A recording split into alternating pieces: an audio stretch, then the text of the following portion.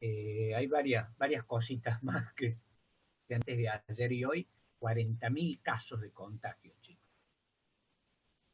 que se ha disparado y hasta que no tengamos las vacunas totalmente, que las vacunas puestas en este momento no son muy importantes porque se pone la vacuna y hay que esperar 15 días para que haga efecto la primera dosis y después la segunda, bueno, eso puede demorar un poquito más. Así que miren que por más que nos vacunemos hoy o mañana, hay que esperar igual y cuidarse un montón. Se han venido las restricciones de nuevo. Todavía el trabajo no, el transporte tiene algunas restricciones horarias, ¿no? Así que habrá que ver qué nos depara mañana o pasado esto, como sigue, ¿no? Sabíamos que después de este feriado largo iba a haber este tipo de consecuencias, pero no tan rápido. Ustedes han pasado por los locales acá en Córdoba, por los lugares donde están haciendo los testeados, los test. Es increíble la cantidad de gente que hay. Se han empezado a sentir de golpe, mal, todos de golpe. Yo anduve por el hospital privado, también una cola impresionante de gente para hacerse el testeo. O sea, con la obra social y aquellos otros que lo hacen gratis, estaban llenos los lugares, muchísimas colas. ¿Ustedes han visto algo, chicos, de eso? Sí, en el Sí, patio estaba llenísimo. ¿Viste el patio Olmo allá en la zona donde están los museos nuevos? También en todos lados, chicos, es como que hubo una explosión de golpe, porque si lo vemos hace una semana atrás, no había esa cantidad de gente haciendo cola. Ahora parece que han aparecido todas las sintomatologías, ¿no? Y se va a perseguir y se va a sancionar muy duro a los que realicen fiestas clandestinas y todo eso. Todavía no se habla ¿se acuerdan que en un momento decían al principio de detener a los que estaban, pero es un caos que va a detener 1.000 personas si está en una fiesta? No se puede hacer nada. Así que bueno, habrá que ver cómo pinta esto de acuerdo a la pandemia. El mundo se ha cerrado, chicos. profe, yo Chile estaba leyendo que supuestamente en Córdoba no van a restringir. y Córdoba no quiere hacer la restricción, pero si viene una orden nacional, tiene que hacerlo, ¿viste?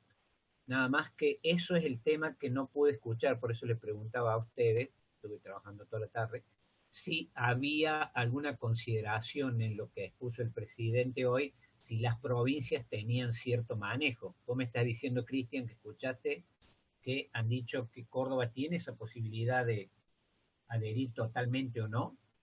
No, la verdad que hasta eso no llegué, pero por lo que leí que aparecen en las páginas de la radio hace una Sí, hora, que supuestamente en Córdoba iban a restringir un poco el tema de los bares o todo lo gastronómico sí. hasta las Ah, 12 de lunes a viernes y los fines de semana hasta la 1 de la mañana. Fue lo único que vi.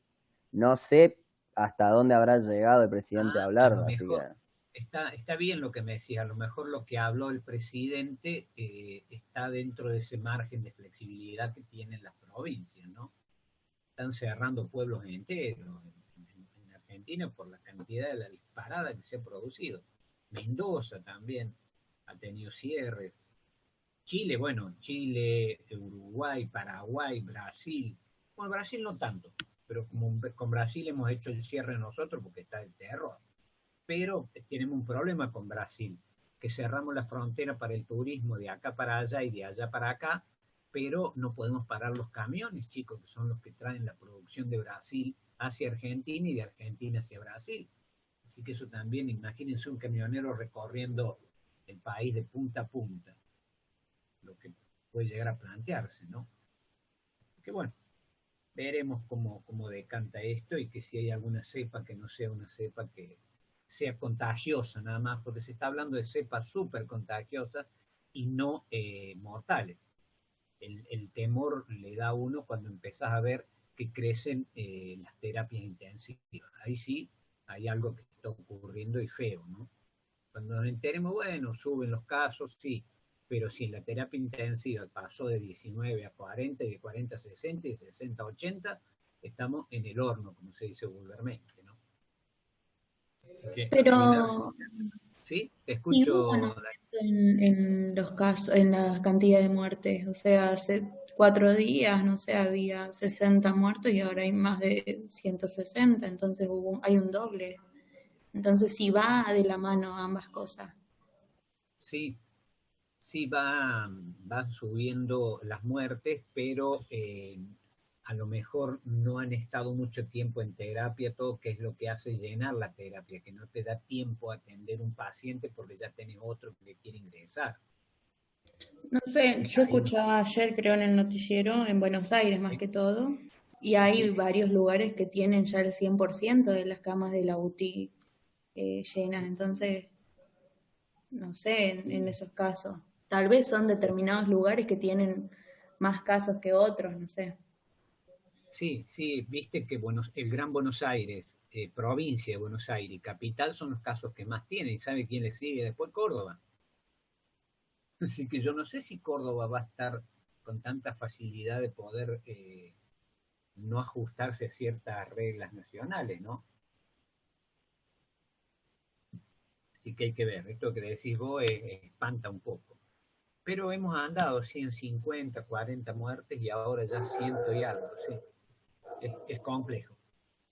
Bueno, chicos, esperando que esto no vaya más y que se pueda controlar y que sea un caso de contagio, pero hay cepas que son muy graves. Ahí apareció otra más en Brasil, creo, otra más, que no es la de Manaus ni la de Río, sino es otra que tiene mayor complejidad.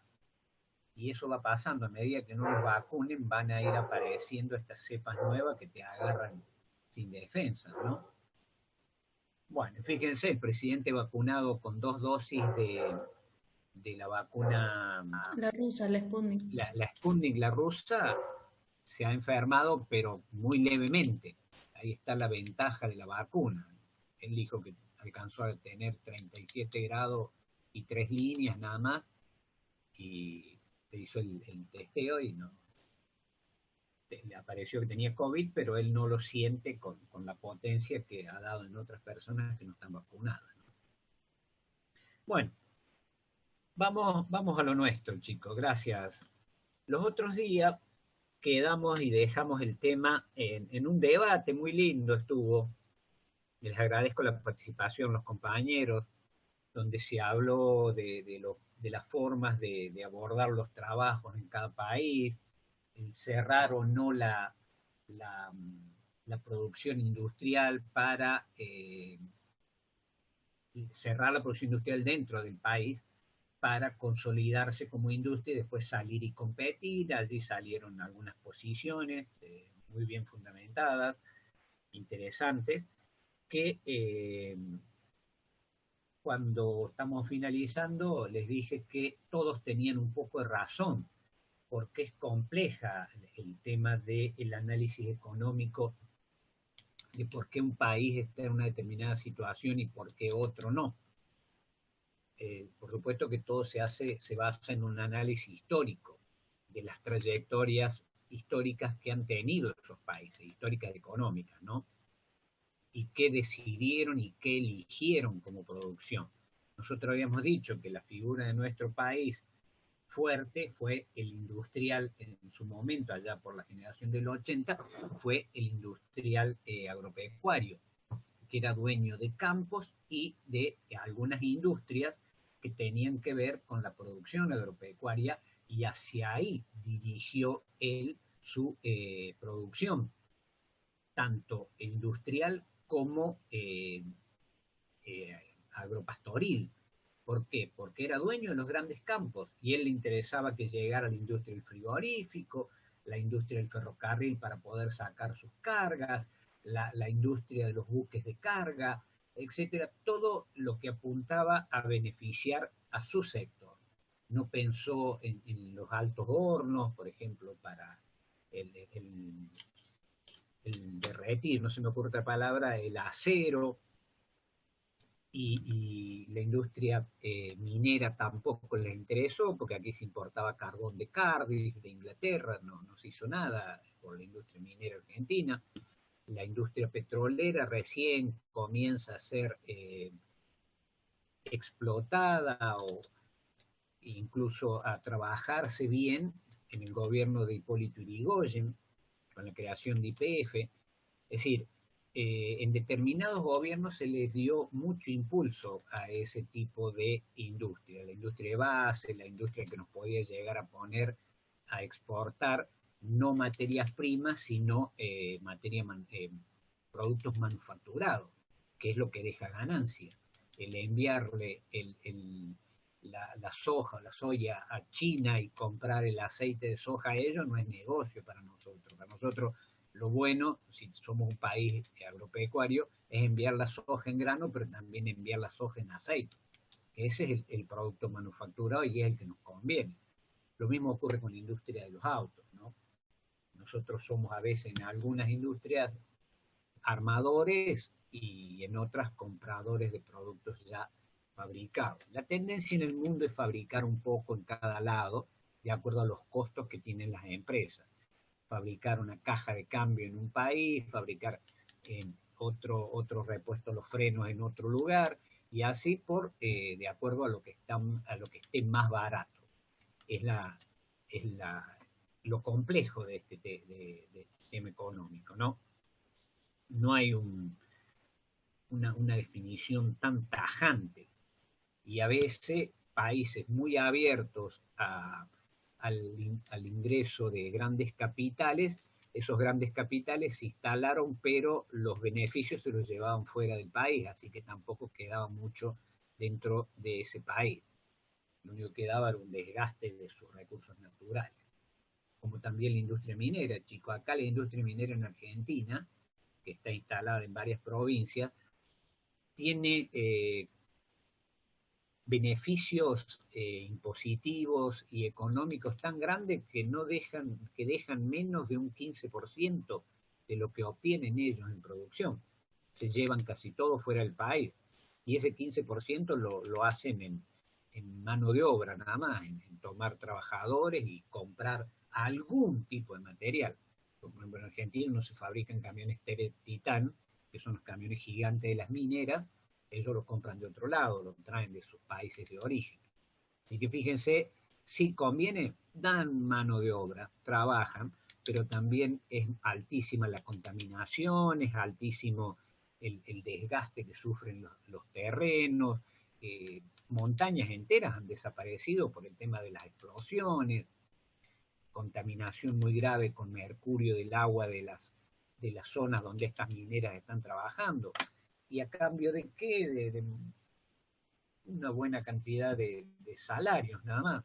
Pero cuando estas empresas se van, queda un tendal de daños ecológicos, económicos, etcétera, ¿no? Bueno, esto todo tiene que ver con ese proyecto de país que le explicaba los otros días cuando charlábamos, porque Argentina no llegó a tener un desarrollo industrial grande o poderoso como sí lo tuvo Paraguay. Que después a Paraguay, para que no creciera, yo creo que les conté también esto, ¿no? Les hablé del desarrollo industrial de Paraguay.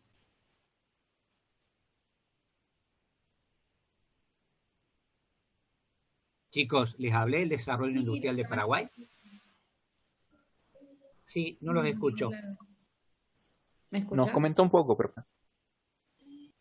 Que les dije que Paraguay había logrado grandes acerías, es decir, que ellos fabricaban su propio acero, habían comenzado a realizar industrias mineras para proveerse de carbón, habían comenzado a usar cemento, habían comenzado a fabricar barcos de vapor, sus propias locomotoras, cuando en toda América Latina eso no se hacía, se compraba de Inglaterra o de Alemania o de Bélgica o de Estados Unidos casi al final, mientras que Paraguay lo hacía.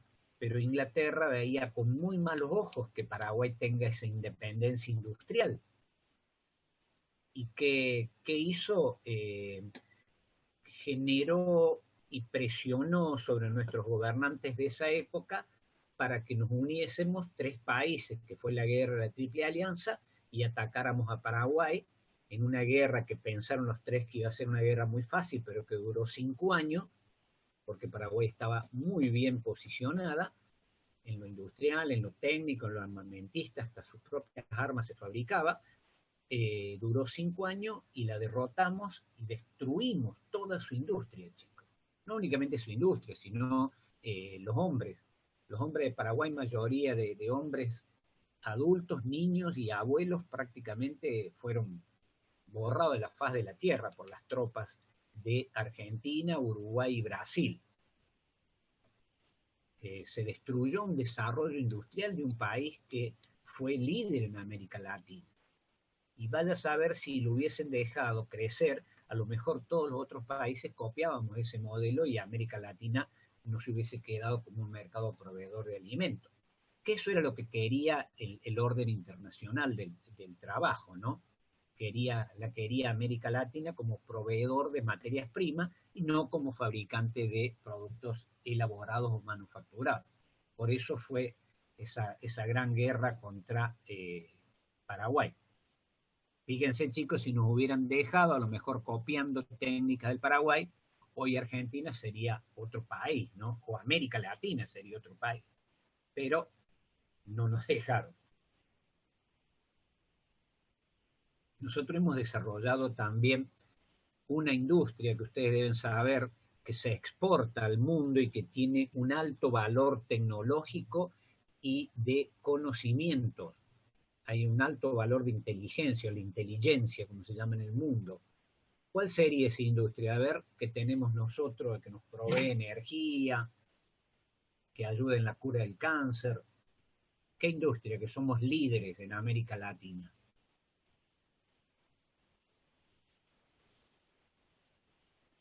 Ahí escribió Lautaro, la nuclear, la tecnología nuclear. Nosotros tenemos desarrollos nucleares importantísimos.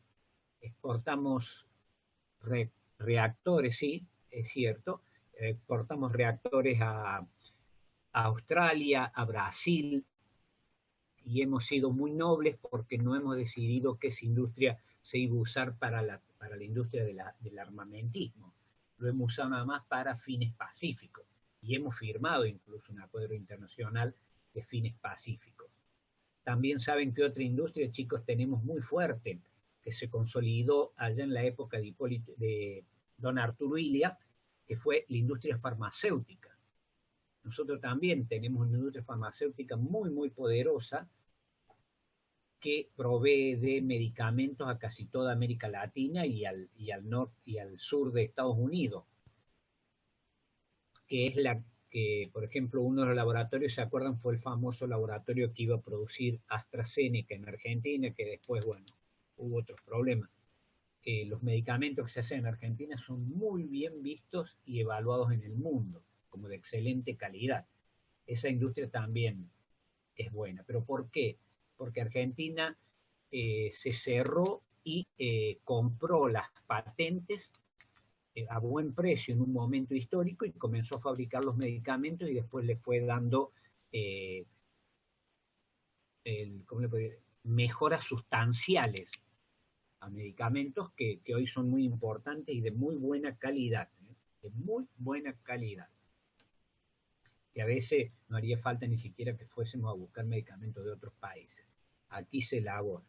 Por supuesto que siempre hay algún país que se destaque en algún tipo de medicamento, pero si un país se destaca en un 80 y le falta un 20, se puede decir que su industria está bien consolidada. Y en eso Argentina se ha destacado con la industria farmacéutica también, ¿no? Bueno, no sé si quieren aportar algo los compañeros que participaron los otros días en el debate.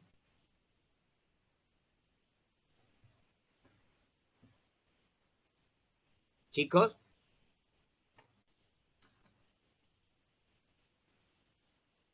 Déjenme ver. Reactores de producción de isótopos, sí. Bueno, les quería comentar, voy a tomar asistencia de la planilla, la he impreso, dentro de un ratito vamos a progresar con la clase y después voy a empezar a tomar asistencia para ver los compañeros y la planilla que vale es esta, yo les hacía escribir el presente en el chat a otros cursos, pero se repetían mucho, los mismos chicos se ponían 2 o 3 veces y era caótico. Yo les voy a tomar asistencia y va a constar en mi planilla la asistencia de ustedes. Hasta ahora tengo 30 alumnos de 43 que son, que están faltando 13 hoy. Bueno, vamos a... ¿Alguien quiere agregar algo más, chicos, sobre el tema que cerramos los otros días? El tema de los debates.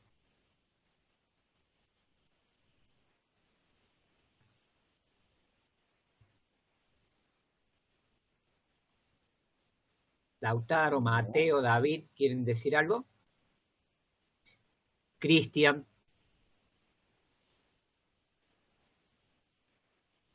No sé, o no me escuchan o yo los escucho muy bajitos. No, escuchamos. No, profe. Bueno, vamos entonces a continuar con el tema. Por ahí le suelen escribir en el chat, profe, no sé si usted lee eso. Sí, estaba leyendo nuclear, reactor de producción de isótopos, todas esas cosas. Nada más que a veces cuando me pongo a compartir pantalla, viste, pierdo el chat. Y ahora en un ratito voy a compartir pantalla, por eso les decía si querían agregar algo ustedes. Bueno, para que un país se consolide su industria, hay pasos para seguir que lo hacen un país industrialmente desarrollado. Los pasos tienen que ver con los tipos de industria que ese país empieza a consolidar, ¿no? Y Argentina, en el momento que pudo consolidarse históricamente como una potencia industrial, no lo hizo porque, reitero aquello, de que apuntó a buscar otro tipo de desarrollo, que fue el desarrollo de las industrias que tenían que ver con el campo, ¿no? Pero la estructura industrial es una estructura compleja que se produce con una mirada a futuro.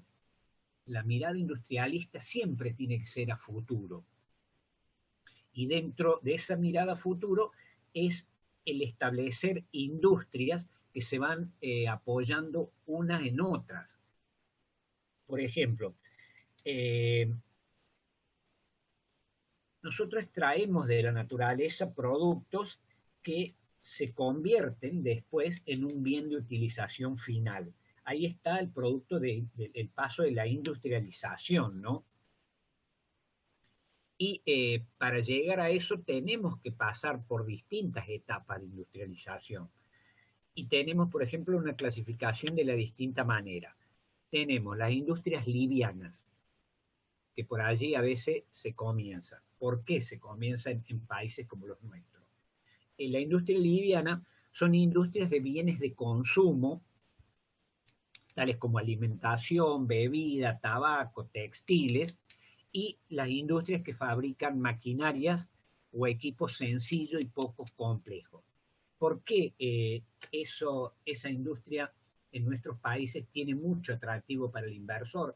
Porque es una inversión que se concreta su devolución rápida, no hay una gran inversión en complejos fabriles muy grandes. Aquí se invierte y rápido hay una devolución, hay una baja densidad de capital por obreros, hay una rápida madurez de la inversión, que es lo que yo le decía, y hay una pequeña escala y mediana de producción. La escala es mediana y pequeña de producción, pero ofrece réditos rápidos. Después, pero son importantes estas industrias y hay que tenerlas. Después tenemos la industria de base. Esa industria de base es fundamentalmente la del acero, la de maquinarias y equipos complejos, electrometalúrgica, electroquímicos, combustible y petroquímica. Esas serían las industrias de base. Aquí hay una complejidad técnica que hace que a veces no tiente al inversor esto porque lleva mucho tiempo el invertir y esperar los beneficios de esa inversión. Son importantes una vez que se ha concretado el proceso de inversión, cuando hay los retornos son importantes, pero también lleva su tiempo y hoy vemos que los capitales que andan por el mundo tratan de ir a industrias que le devuelvan lo invertido rápidamente. Así que la industria de base no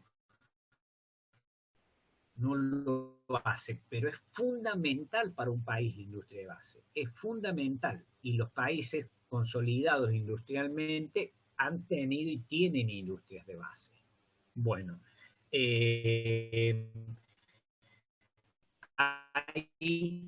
por supuesto que ellos buscan una gran escala de producción, muy inmediato que yo les comentaba. Argentina, chicos, llegó en un momento a alcanzar ciertas escalas en la industria de base, pero tuvo que invertir el Estado argentino en la industria de base.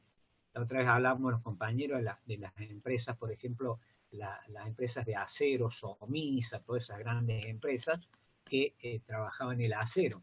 Bueno, Somisa en la época de Menem se privatizó y la compró, se la quedó el grupo Techin, que hoy es la industria de acero más importante de América Latina, pero recibió una industria potente, fuerte, que fabricaba muy buena cantidad de productos que tenían que ver con el acero.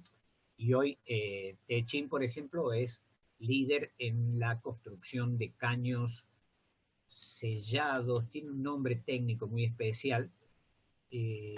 Caños sin costura.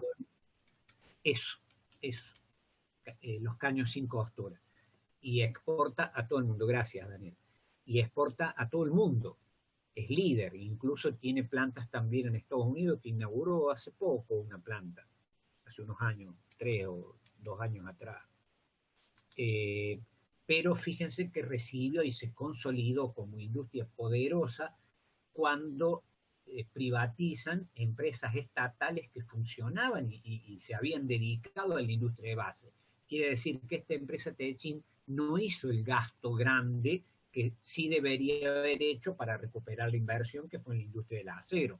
También en la industria de las petroquímicas, las industrias químicas, Fábrica Militar de Río Tercero trabajó y hizo punta con productos químicos, que después hoy, por ejemplo, todo lo que fue la producción industrial química de la Fábrica Militar de Río Tercero los tiene Colchonería Piero, por ejemplo. Utiliza partes, desmanteló otras partes de química, de la industria química de allí, y dejó lo que a ellos les convenía para la fabricación de sus productos. Así que fíjense que esas empresas han accedido a productos que ya el Estado había puesto en marcha. Es mucho más fácil. Han consolidado, los felicito, y dan trabajo y pagan buenos sueldos, pero partiendo ya desde una inversión hecha por el Estado, ¿no? Bueno, seguimos. Después tenemos otro tipo de industria que hoy está creciendo mucho en el mundo, que es la industria de punta, que son aquellas industrias que están en plena expansión y crecimiento de la producción hoy.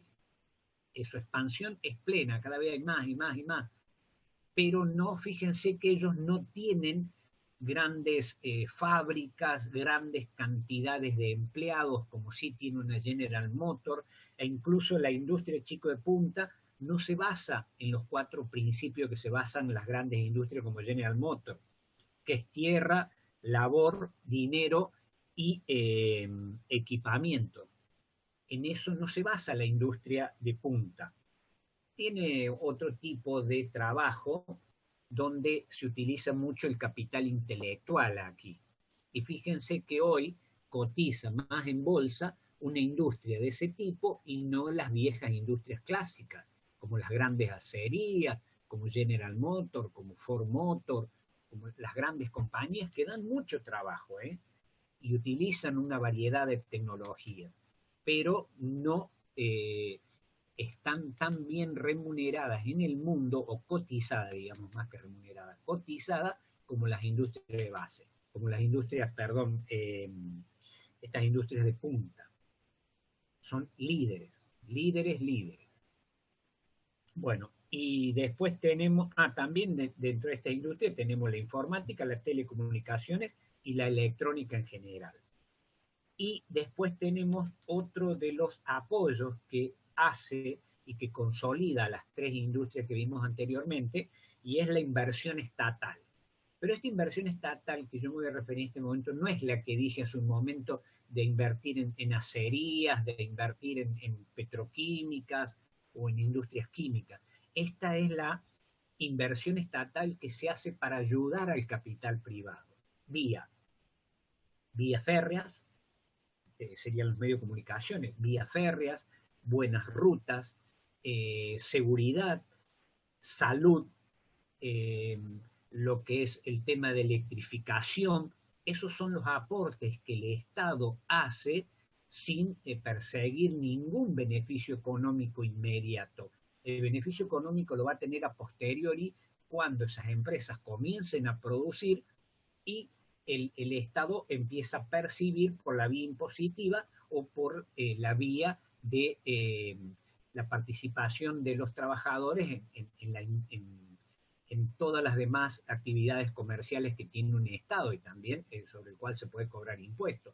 Y hay movimiento de venta, compra de vehículos, venta y compra de vivienda, venta y compra de alimentos. Es decir, todo eso, esa inversión que hizo el Estado en medios de comunicación, en salud, en seguridad, en viviendas también, reditúa después en beneficio para el mismo Estado. Esas son inversiones que hacen casi todos los estados del mundo, chicos, ¿no?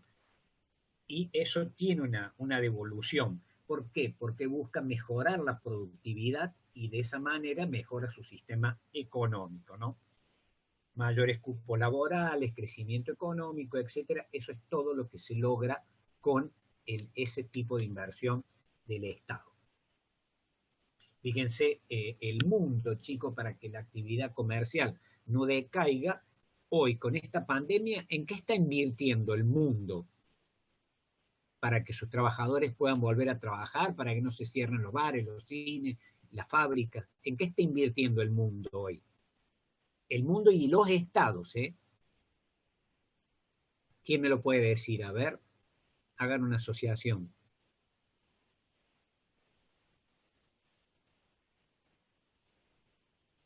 Hay un compañero escribió salud. Hay otro que me dice se corta, profe, o es solo a mí. ¿Se corta lo que yo estoy hablando? No, yo lo escucho bien. Sí, profe, yo también, bastante bien. Bueno, perfecto. Lo que les quería preguntar, ¿en qué están invirtiendo los estados hoy, chicos? Y que lo hacen gratis. No lo hacen gratis, ellos pagan para que sus poblaciones reciban ese beneficio gratuitamente. Con las vacunas. En las vacunas, muy bien. Así es. En las vacunas estamos invirtiendo. Porque, y fíjense que en muy pocos países las empresas privadas son las que están comprando la producción de vacunas. Las están comprando los estados. ¿Por qué? Porque saben que esta pandemia reduce las capacidades económicas de los estados, destruye las industrias, destruye los comercios.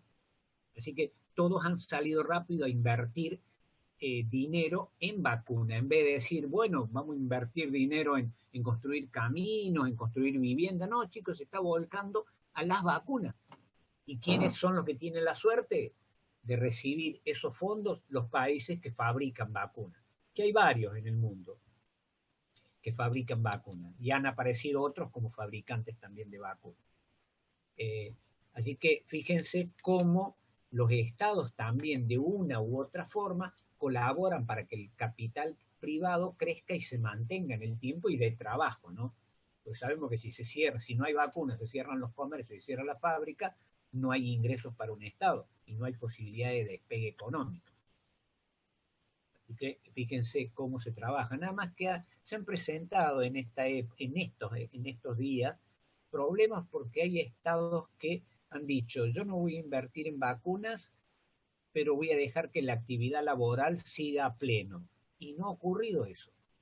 Las actividades laborales han decaído un montón. ¿Por qué? Porque sus trabajadores se han enfermado y no han rendido lo que se esperaba. Así que tuvieron que salir esos países que negaban esa posibilidad a comprar vacunas a últimos momentos y tampoco consiguen. Caso Brasil. Así que fíjense lo difícil que es a veces para los estados dónde invertir, cuándo hacerlo y cómo hacerlo. Hoy estamos invirtiendo en algo que sirve para la salud pública, pero que no sirve para que nos devuelva una inversión rápida, económica, como es construir caminos, como es construir fábricas, como es invertir en ferrocarriles, en líneas aéreas. Todo eso, al revés, nadie quiere invertir en línea aérea. Todo eso es consecuencia de hacia dónde hay que dirigir la inversión estatal en momentos de la historia. No siempre van a los mismos lugares. Hay momentos que sí y hay momentos que no. Cuando hay guerra, generalmente los países invierten en mucha industria de base, porque se va a usar mucho el acero. Cuando no hay guerra, se trabaja mucho con las industrias estas de punta, que ofrecen productos, que te ofrecen programas. Es decir, es como que son momentos históricos. Y otro se trabaja muy fuerte en la industria liviana, porque ya están consolidadas las otras y se busca, porque la industria liviana, chicos, las famosas pymes, dan más trabajo que cualquier otra industria. En la sumatoria de todas las pymes existentes en un país, dan más trabajo que los grandes colosos comerciales, ¿no? Porque de a poquito cada una toma. Está la pequeña, la pyme, y está la mediana. Esas empresas dan muchísimo trabajo, muchísimo. Así que por eso cada momento histórico es donde se hace un aprovechamiento de esa industria. En otro momento no conviene o no es bien visto, ¿no? Bueno, ¿quieren hacer algún comentario, chicos, sobre el tema de la industria?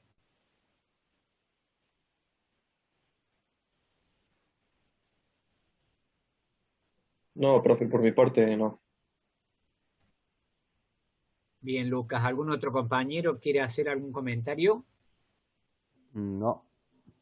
¿Cómo ve el tema de la industria en estos momentos? ¿Cómo lo ven ustedes? A ver, a lo mejor yo tengo una concepción y ustedes tienen otra visión.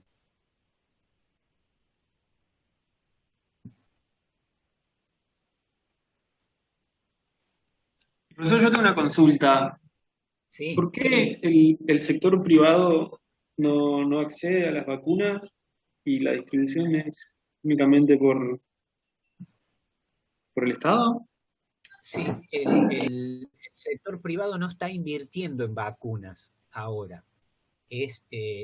Sí invierte un sector privado, debo aclararlo, que es el que la fabrica. Esas inversiones que se hicieron en las industrias fabricantes de vacunas, sí hubo inversiones, pero debe haber hoy en el mundo unas 60 empresas de vacunas, de las cuales 30 están fabricando y vendiendo.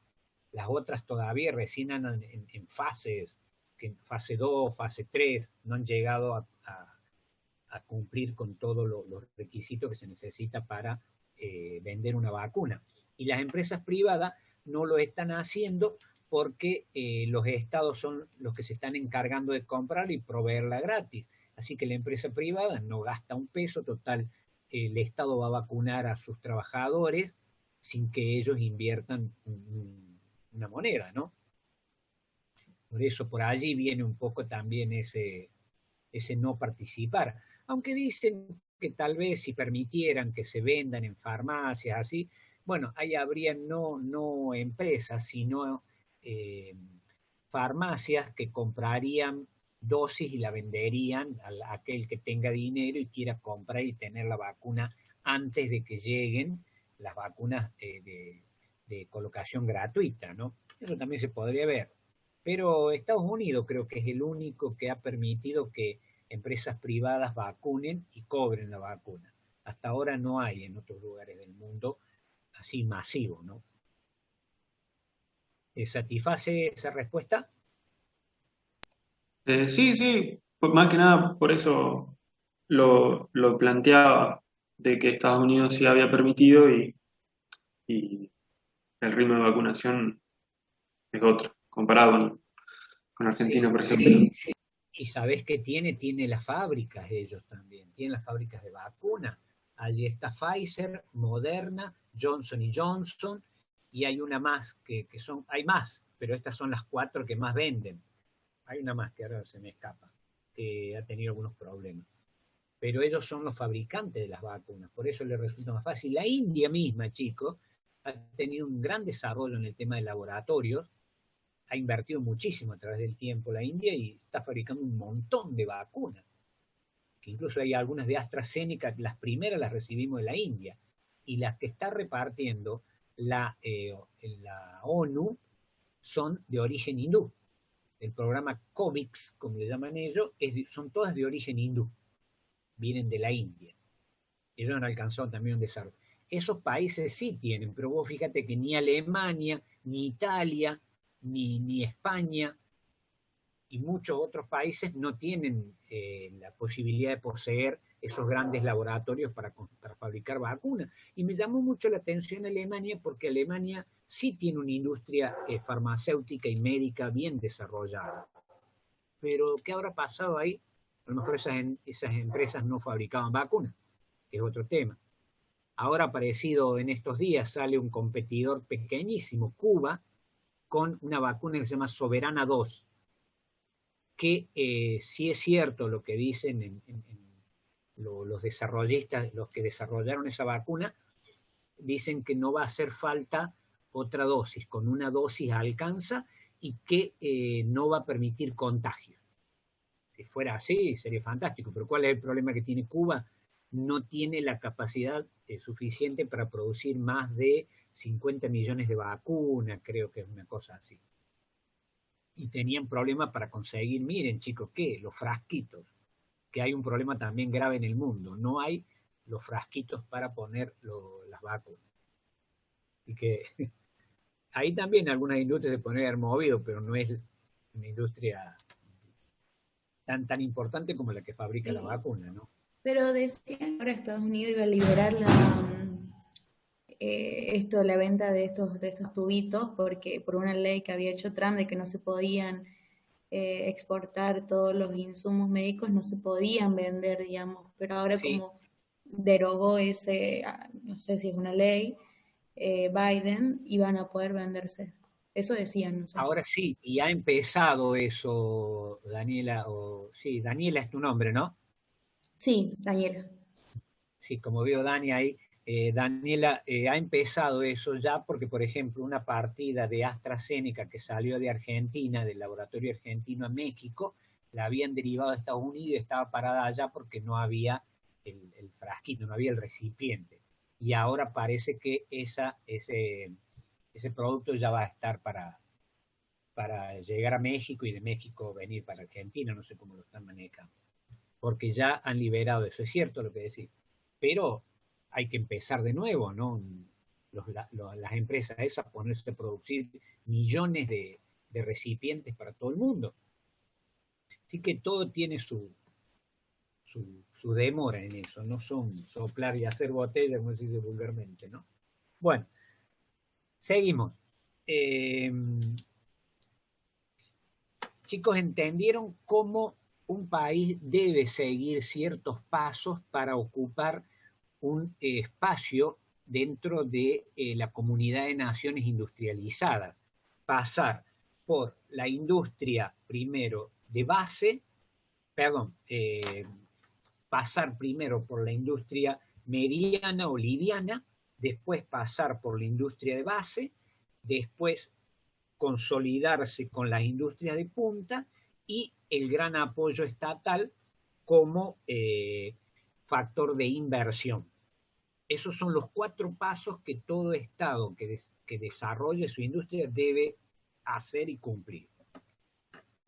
Pues si te quedas con una, te va a faltar la otra. Así que fíjense qué importante que es cumplir esos pasos, ¿no? Bueno, ¿saben qué voy a hacer ahora? Voy a tomar asistencia. Voy a buscar gafas porque la letra está muy chiquita, de ver un poquito más de cerca. Y Los voy nombrando, chicos, díganme presente con voz argentina y potente, por favor. Arácapi, Condorí, Ángela. Acarapi, sí, presente. Perdón, Acarapi, sí, ya voy a pronunciarlo bien. Gracias y disculpa. Acarapi. Álvarez Facundo. Presente, profe. Álvarez Tomás. Aramburu Federico. Presente, profe. Bueno, gracias. Bariles Álvarez Rojas Tomás Roger. dijo presente acá en el chat. ¿Quién dijo presente? Álvarez Tomás dice presente. Este no es mensaje. Dice acá si no me funciona bien el micrófono. Bueno, gracias. Entonces, a ver.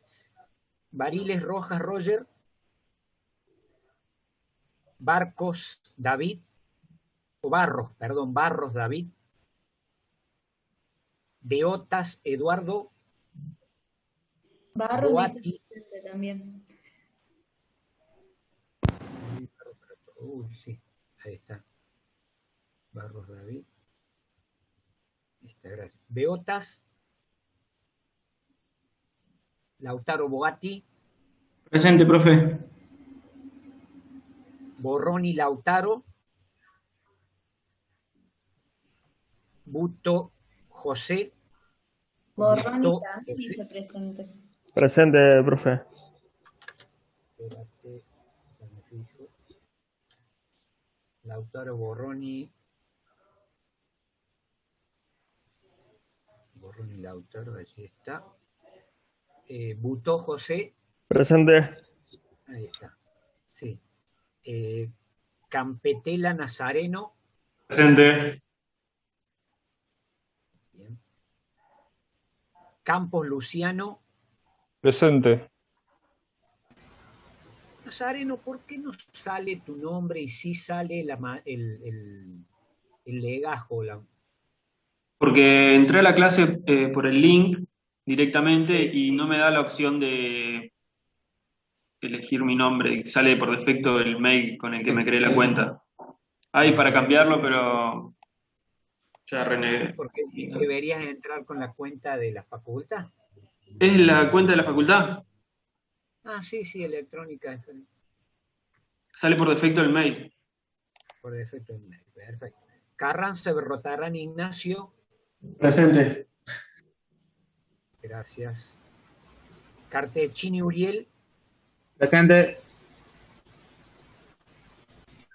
Cartecini, ¿dónde está Cartecini?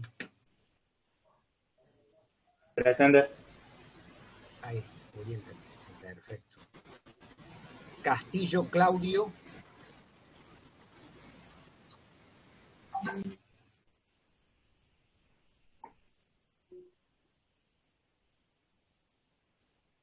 Cian Santiago. Cisana dice Marcos. Presente, profe. A ver, esperen que tengo unos mensajes allí. Santiago Cian, presente. Cisana Marcos. Marcos. Ahí. Presente, profe. Sí. Condorí Ezequiel. Presente, profe. Gracias. Delgadillo Montero Marcos. Presente. Díaz Durán Francisco. Presente, profe.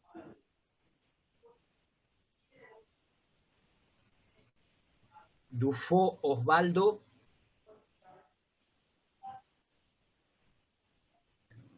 Escobar Espeche Daniela. presente, profe. No me sale Daniela. Ahí, presente. Ahí está, gracias. Sí. Esteban Fernando.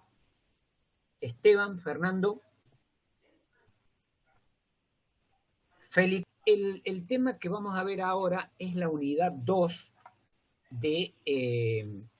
denominada empresas. Aquí vemos qué es una empresa, qué es un empresario, y les voy a compartir,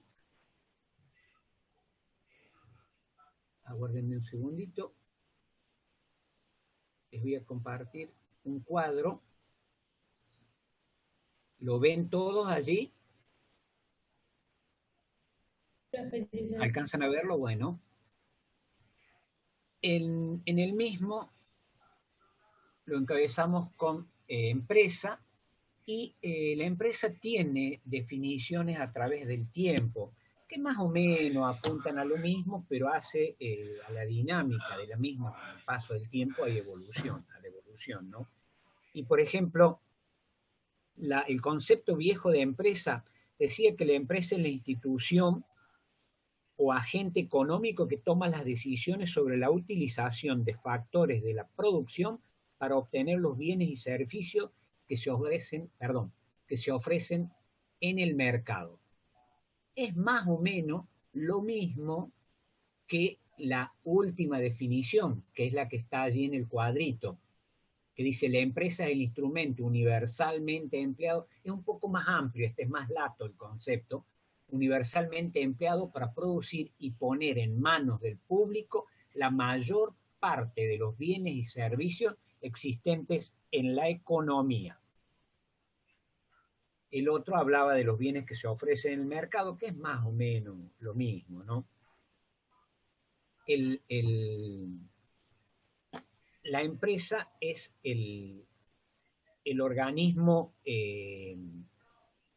que utiliza tecnología y la adecua a su actividad específica, que son los factores de producción que necesita, ¿no?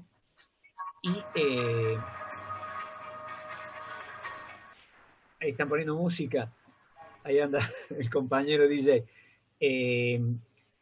Debe adoptar la empresa para constituirse una forma jurídica y una organización. Sin ella no se puede constituir, por más que tenga la idea de lo que quiere producir, debe constituirse como persona jurídica y montar un sistema de organización para después partir y terminar llegando al sistema de producción.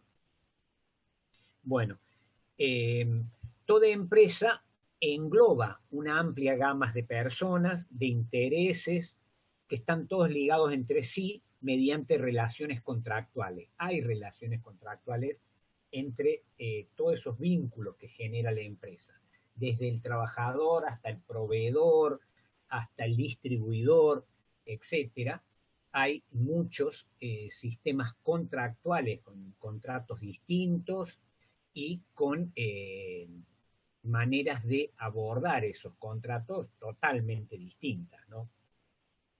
E incluso, fíjense, a veces con proveedores las empresas trabajan en un país de determinada forma y en otro país de otra forma.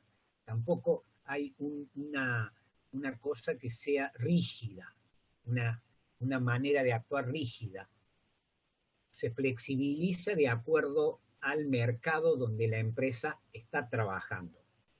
Hay mercados donde se pagan muy buenos sueldos a los trabajadores, hay otros mercados que se pagan muy poco sueldo a los trabajadores, y las exigencias laborales son las mismas en el mercado que se paga muy mucho y en el mercado que se paga muy poco. Y a veces esos mercados donde se paga muy buenos sueldos, podríamos decir el mercado norteamericano, hace que las empresas abandonen Estados Unidos, por ejemplo, para irse a México, donde fabrican lo mismo, con la misma calidad, pero con salarios más bajos. Que también pasa en Argentina, que charlábamos los otros días, chicos. Ocurre lo mismo a veces con la empresa. Por eso la empresa se va adecuando al lugar y a la producción que desea, ¿no? Bueno, la empresa está representada por alguien. Está representada por alguien que es el empresario. Antiguamente el empresario era un órgano individual, era una persona.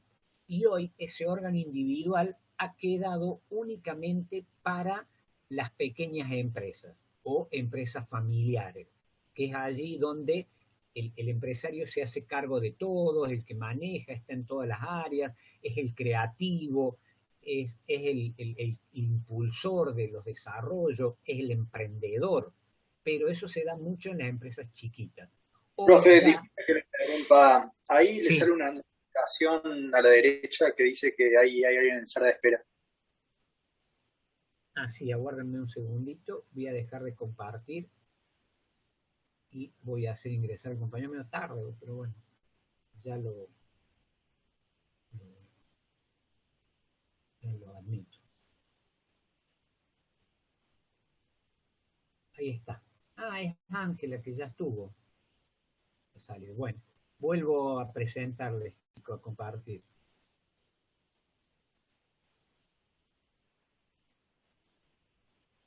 Ahí está. ¿Están viendo? Sí, se ve, profe. Bueno, fíjense la definición de empresario, aquí, el empresario actual, dice, el empresario actual es el órgano individual o colegiado. Ya no es una persona únicamente, sino que pueden ser varios, que toman las decisiones oportunas para la consecución de ciertos objetivos presentes en las empresas y de las circunstancias del entorno. El empresario individual o colegiado es el que coordina el entramado interno de la empresa con su entorno económico y social. Dice lo mismo que arriba, nada más que en una síntesis. Así que es el que coordina el entramado interno de la empresa con el entorno económico y social, que es lo que yo les comentaba recién. Lo social tiene que ver en qué países hay una mayor exigencia salarial, donde hay mayores cantidades de sindicatos, donde no los hay, donde el sistema de trabajo es distinto, donde la carga horaria es casi, en el mundo es casi lo mismo, pero hay algunos países que tienen un poquito más de carga horaria, depende, y el empresario es el que maneja todo ese entramado, es el que se encarga de vincular a lo económico con lo social. Por ejemplo, el empresario que ha querido instalar un McDonald's en Bolivia no ha hecho una buena visión del entorno y el entramado económico y social. A lo mejor en lo económico tuvo la visión de cómo progresaba este tipo de cadenas de hamburguesas en un determinado lugar, pero no tuvo en cuenta el entorno social. Y es ahí donde el empresario debe estar atento y observar eso. Ustedes sabían que McDonald's en Bolivia quebraron todas las franquicias que se instalaron. No fue aceptado. Ahí el entorno social manifestó un rechazo a eso, a donde el empresario debería estar atento o observar antes, ¿no? Lo colegiado, hoy ya hay varios empresarios que dirigen una empresa a través de un órgano de administración. Y a veces ni siquiera están presentes ellos, sino que tienen representantes que trabajan y hacen la actividad que debería desarrollar el empresario, ¿no? Eso es generalmente en las empresas de gran tamaño. Las empresas pequeñas no pueden darse ese lujo, así que allí el representante es unitario el trabajo, ¿no? Bueno, ¿tienen alguna duda, chicos, allí?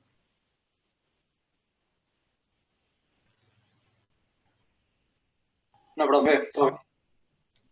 Bueno. Vamos a los tipos de organización empresarial. Tenemos las empresas de propiedad individual, la empresa de propiedad colectiva, la sociedad anónima y la figura de las cooperativas. La propiedad individual es aquella que su propiedad cae en la cabeza de un individuo, que lógicamente tiene plenos derechos a percibir todas las ganancias, pero también lo hace asumir todas las pérdidas. Él recibe todas las ganancias que ha percibido con el accionario de su empresa, pero también si su empresa tiene algún problema que le lleva a algún quebranto, él debe hacerse cargo de todo. Por eso el tema de la propiedad individual a veces se da únicamente en empresas chiquitas o familiares, ¿no? Es una forma más simple de establecer un negocio y es barata. Por eso a veces hay muchas empresas de propiedad individual pequeñas, ¿no? Porque no necesita de una gran capacidad financiera para comenzar a producir, ¿no? Y también si tenemos en cuenta el trabajo de una persona es limitado. Por eso no puede ser una gran empresa. En la propiedad individual, la empresa pequeña, la empresa chica, cabe perfectamente con el desarrollo de ese empresario individual, ¿no? Después tenemos la propiedad colectiva. Esta es también una empresa mediana, podría ser dentro de las pymes.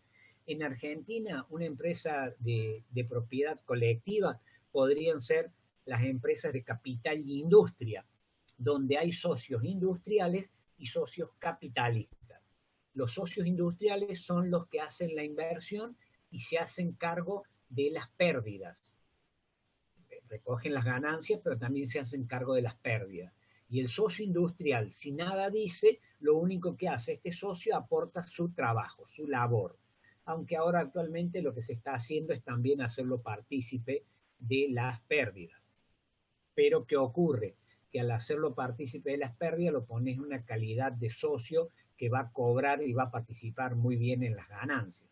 Por eso a veces en la sociedad de capital y industria, al socio industrial se lo prefiere tener nada más que como socio aportante de un determinado conocimiento de un trabajo y nada más. Aquí la calidad de socio en estas empresas es intransferible. En la sociedad también individual es intransferible. Se murió el empresario y su calidad es intransferible. Aquí pasa lo mismo. ¿Pero por qué? Porque debe haber un acuerdo completo entre todos los socios de la sociedad de propiedad colectiva, la organización empresarial de propiedad colectiva. Deben estar todos acordes. Y generalmente lo que suele hacerse es vincularse en alguien de la familia. Es muy difícil que allí ingrese un tercero extraño a la empresa, ¿no? Seguimos. Porque esta empresa no crece mucho porque la gente es reacia a exponer su fortuna personal en este tipo de sociedad. Existen, hay varias, porque a veces se necesita para un determinado trabajo y se crea este tipo de sociedad. Y además los bancos no suelen prestarle mucho a las empresas de propiedad colectiva. Suelen hacer más inversiones a veces en un individual que en este tipo de sociedades. Bueno, porque es más difícil el cobro, etcétera, ¿no? Después tenemos la sociedad anónima. Aquí la sociedad anónima tiene una característica. Los dueños manifiestan su propiedad a través de acciones. Es una sociedad donde si un socio se muere o quiere irse, simplemente vende sus acciones y abandona la empresa o al morirse puede quedarse cualquiera de sus herederos con las acciones o venderlas. Esto es en la práctica, esto es en la teoría.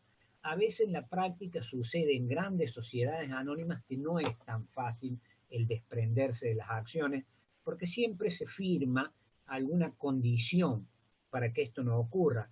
Arcor, por ejemplo, evitó que compañías extranjeras se quedaran con su mayoría accionaria cuando uno de los dueños del grupo familiar quiso vender las acciones. Buscaron apelaciones ante la justicia y accionaron de diversas maneras para que no se pudiera hacer esa venta de las acciones y Arcor quedó, el grupo mismo Arcor compró las acciones de ese accionista que quería venderlas a un tercero internacional. Así que en la práctica sí, en la teoría sí se podría, pero a veces en la práctica siempre hay subterfugios legales que impiden que eso a veces se pueda llegar a concretar cuando la empresa es muy grande y hay muchas cosas e intereses en juego, ¿no? Aquí lo que permite la SA es la reunión de grandes capitales, que las otras sociedades que vimos de propiedad individual y de propiedad colectiva no permitían. Aquí en la sociedad anónima sí, porque cotizan en bolsa. Y la cotización en bolsa hace que ellas puedan vender sus acciones y así obtener mayor cantidad de dinero para inversiones. Y también los bancos prestan más abiertamente a las sociedades anónimas, ¿no? Los socios, su responsabilidad se limita nada más que al capital aportado. Yo respondo por la cantidad de acciones que tengo. Si la empresa quiebra y yo tengo 5.000 pesos en acciones, respondo por 5.000. Si la empresa quiebra y hay uno que tiene 100.000 pesos en acciones, responde por los 100.000 pesos en acciones.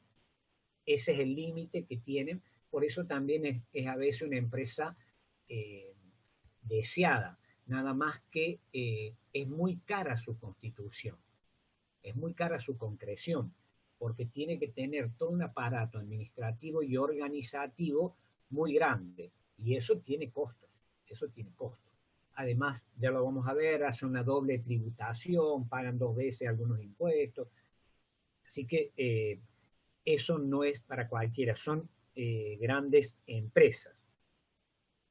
En estas sociedades hay una clara separación entre las propiedades, ¿no? La propiedad que es la del accionista y la de la dirección de la empresa. Allí el accionista por un lado y el director de la empresa por otro lado. El director de la empresa a veces también participa como accionista y él en algunos casos se hace responsable por los quebrantos que pueda tener la empresa.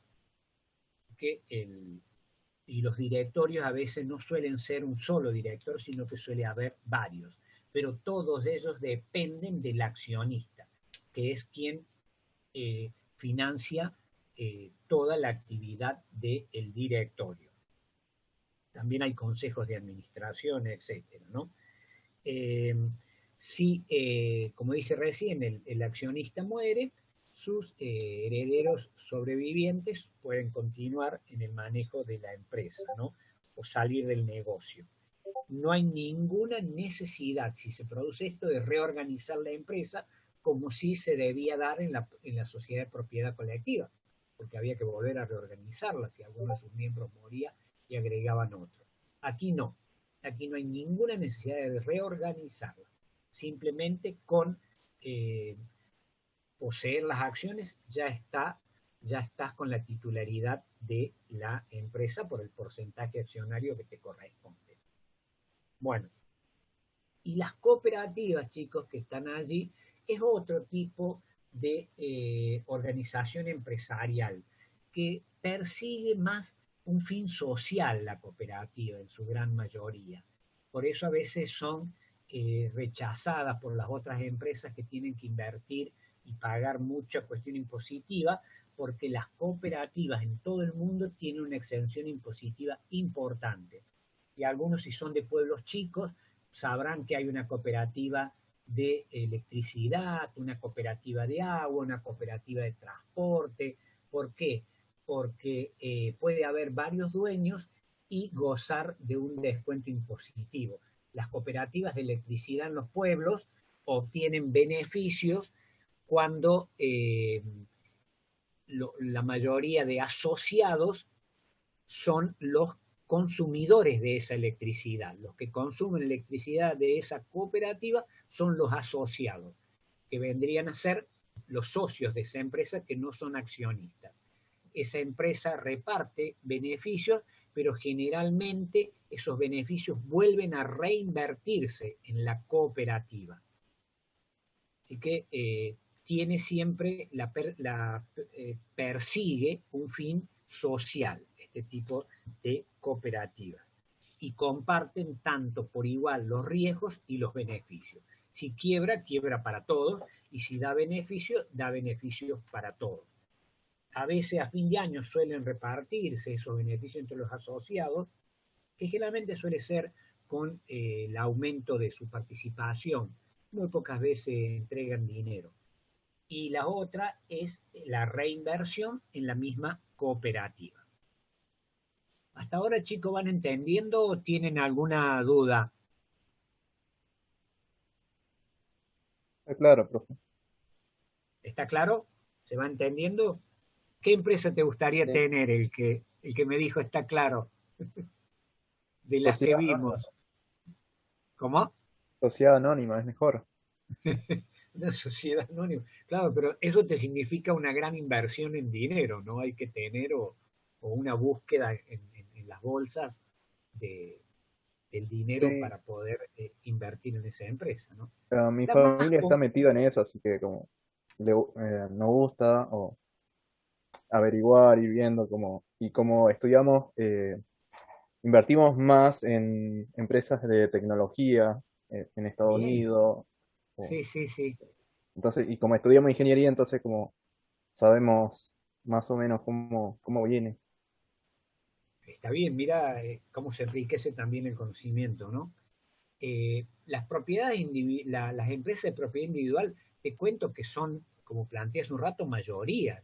Son pequeñas empresitas, esos talleres que fabrican las piezas, eh, las empresas que a veces proveen repuestos para las automotrices, suelen ser muchas de propiedad individual o algunas de propiedad colectiva, pero la que realmente obtiene ganancias grandes e importantes son las sociedades anónimas,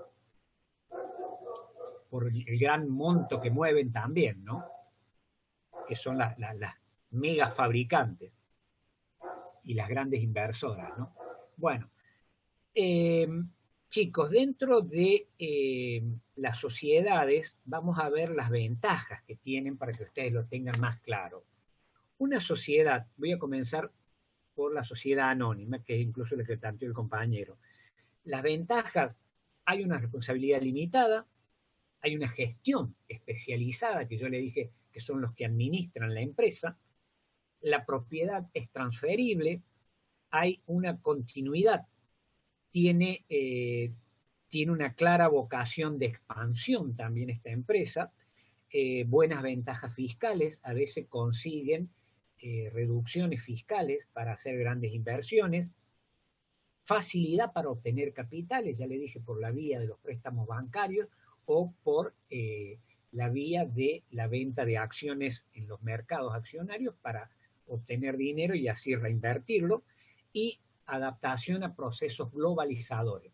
Es una empresa que se adapta rápidamente a la globalización por la gran cantidad de dinero que maneja, y generalmente una empresa, una sociedad anónima, suelen tener el carácter de multinacional y encontrarse en varios países, que incluso aquel compañero citó de inversiones en Estados Unidos, estando radicados aquí. Así que fíjense cómo se dan este tipo de aperturas. Los inconvenientes que nos presenta una sociedad anónima es altamente reglamentada. Hay una reglamentación legal muy exigente para este tipo de empresas, ¿no? Su forma de organización es más costosa, es mucho más cara porque es una organización mucho más grande. Hay limitaciones en la Carta Orgánica de Constitución de la sociedad. La Carta Orgánica establece cómo va a trabajar esa sociedad y el hecho de modificarla a posteriori significa una reunión de accionistas, si es una multinacional, opinión de todos los accionistas de todo el mundo, así que allí hay unas ciertas limitaciones. Tiene una necesidad de mantener un registro detallado de todo su trabajo, de todo lo que produce, cómo lo produce, los contactos que tiene, etcétera, lo debe realizar a través de un registro detallado, cómo cómo paga a sus trabajadores, de qué manera, los aportes que hace por los mismos, etcétera, debe ser bien detallado. Hay una imposición doble en el pago de impuestos. ¿Por qué? Porque se pagan los beneficios de la sociedad como los beneficios que obtienen los accionistas, los dividendos de los accionistas. Paga por esa doble vía, por los beneficios que obtiene como sociedad y por los beneficios que obtienen los accionistas. Eso es una de los problemas que a veces también se plantean. Y de última, posibilidades de conflicto en los accionistas cuando se plantean esos temas que yo les dije recién, de querer vender parte del capital accionario que yo tengo a, por ejemplo, a una empresa de la competencia que compite conmigo, y ahí empiezan los problemas entre los socios. ¿Ocurren esas cosas al compañero que recién comentó de las inversiones en las SA? ¿Me repite la pregunta, profe? Si ocurren este tipo de figuras que yo comenté en estas empresas que ustedes comentan que manejan, que invierten, o no han tenido todavía esa problemática. O sea, de que otra persona como haga bajar las acciones o que las haga subir. Que las haga subir para comprarlas o para... Bueno, sí, de hecho, mi hermana es la que más tiene problema con eso, como hay gente que tiene mucha plata, que es la que mueve el mercado, básicamente, que hace que tal empresa como empiece a valer más, porque que se empieza a comprar mucho, o que se empieza a vender mucho, y a los pequeños accionistas como les afecta eso que estas personas como manejen el mercado. No sé si es lo que quería saber, profe. Y a veces otra empresa competidora también, o otra sociedad anónima, intenta ingresar en tu empresa mediante la compra de acciones a alguno de los accionistas también, ¿no? Que es una manera después de ir absorbiéndola, invirtiendo y comprando acciones a los que tienen o la mayor parte, o a los que tienen menores partes, pero ir comprándosela a varios que logran después llegar a tener la mayoría accionaria para poder dirigir. Eso ocurre mucho también, chicos, en las sociedades anónimas, ¿no? Bueno, seguimos. Vamos ahora a las cooperativas. ¿Sí? Quería comentar, esto lo vimos creo que también en legislación, y a nuestro grupo nos tocó hablar sobre sociedades anónimas, y existen dos tipos de acciones anónimas, de acciones. Una donde el poseedor o el dueño puede participar activamente en la empresa, y el otro es el que directamente posee el título, pero no tiene una participación activa en la empresa. Sí, es así. Es la famosa acción de oro que tienen algunos, que es la que te permite una participación en varios espacios de la empresa, y el otro que tiene únicamente la participación para elegir el consejo de administración, para recibir ganancia y poder llegar a venderla en algún momento. Eso es la característica, sí, es cierto. Nada más que no quería entrar tan profundo porque ustedes ya lo habían visto, este tema, pero yo debo explicarles cuando hablamos de empresas cómo están constituidas, ¿no? O cómo trabajan esas empresas en el mercado. Vamos a las cooperativas. Las cooperativas, como ventajas, es que son poseídas y controladas por todos sus miembros. Se hace a fin de año la asamblea de todos los asociados, van 2.000, 3.000 personas y opinan y debaten, es muy lento. Hay un control democrático porque cada miembro tiene un voto. Hay un gran control democrático porque cada miembro tiene un voto. Hay una responsabilidad limitada a los bienes de la cooperadora, de la cooperativa, no es una cooperadora, de la cooperativa. La distribución de ganancia se hace en forma de acciones con dinero líquido, pero no hay lucro. Las ganancias generalmente se reinvierten en la empresa, ¿no? Solo un 85% se reinvierte, otro va a la reserva legal y a estímulos y a educación cooperativa. Tienen la obligación de invertir en educación cooperativa, las cooperativas. Por eso siempre a veces hay cooperativas que tienen teatritos, financian bibliotecas, salas de espectáculos, porque tienen que cumplir una función cooperativa. Dan clases en los colegios, pagan los docentes que dan esas materias, que tienen que ver con cooperativismo, etc. Eso es una función social que tienen y deben cumplir por los gran beneficios impositivos que gozan, ¿no? Bueno, persigue un bien común de los trabajadores y no un beneficio económico, que yo les comenté.